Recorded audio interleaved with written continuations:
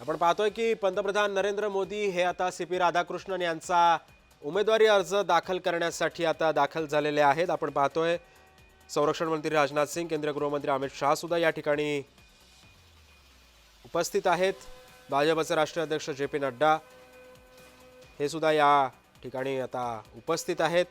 CP Radhakrishnan यांचा उमेदवारीचा अर्ज या ठिकाणी आता दाखल केला जातोय।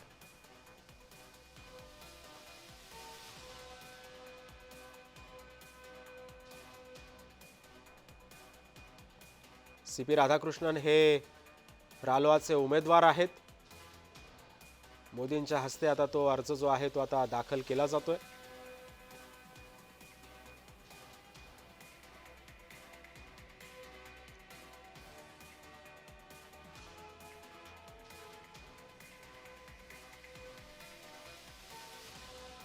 सीपी राधाकृष्णन हे रालोआचे उमेदवार आहेत। उपराष्ट्रपती पदाचा अर्ज दाखल करण्यासाठी आता सध्या पंतप्रधान नरेंद्र मोदींसह भाजपचे अनेक ज्येष्ठ नेते सुद्धा या ठिकाणी आता उपस्थित आहेत।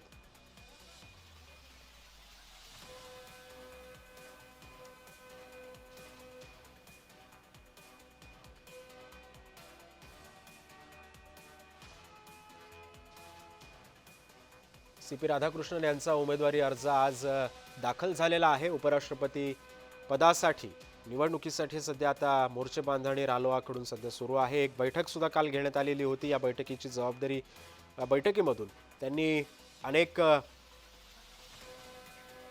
रणनीती सुद्धा या बैठकीमधून आखण्यात आलेली आहे।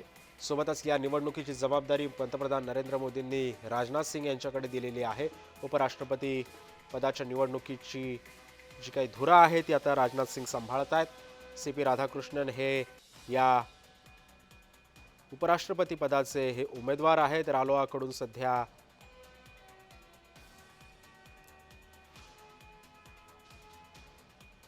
ते निवडणूक लढवत आहेत। रालोआची मोर्चे बांधणी सध्या सुरू आहे।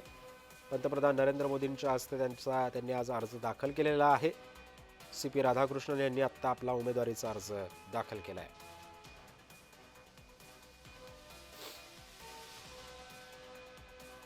सीपी राधाकृष्णन हे महाराष्ट्राचे राज्यपाल आहेत।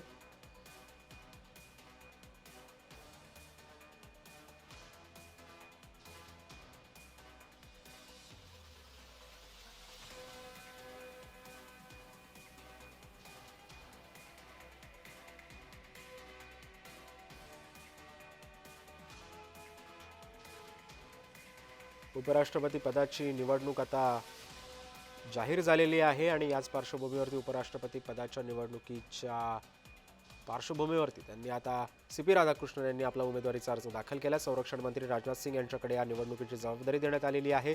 रालोआचे घटक पक्ष सुद्धा यामध्ये सहभागी आहेत। घटक पक्षांसोबत एक काल बैठक पार पडली। या बैठकीतून एक रणनीती या निवडणुकी संदर्भामध्ये आखण्यात आलेली आहे।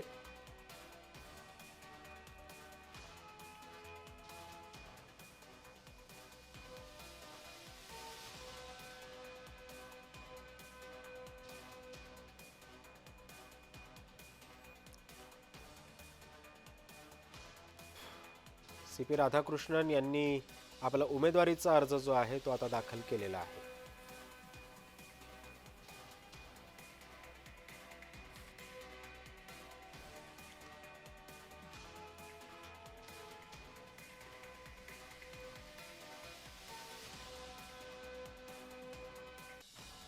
संरक्षण मंत्री राजनाथ सिंह यांच्याकडे या निवडणुकीची जबाबदारी देण्यात आलेली आहे आणि आपण आता ही थेट दृश्य पाहतोय।